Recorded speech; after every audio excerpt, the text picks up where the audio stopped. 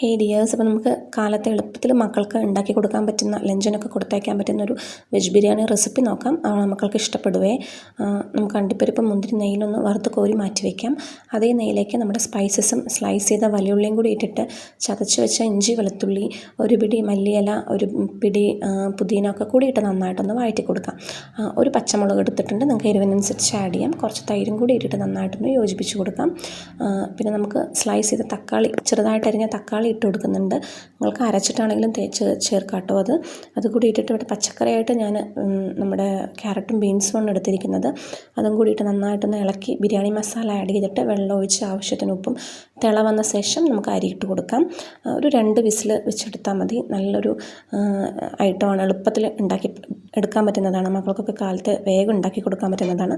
എന്നിട്ട് നമുക്ക് മല്ലിയിലയും വറുത്ത് വെച്ച അണ്ടിപ്പരിപ്പും മുന്തിരിയും ആഡ് ചെയ്ത് കൊടുക്കാം. അപ്പോൾ ഇതെല്ലാവരും ട്രൈ ചെയ്യുക. Thank you.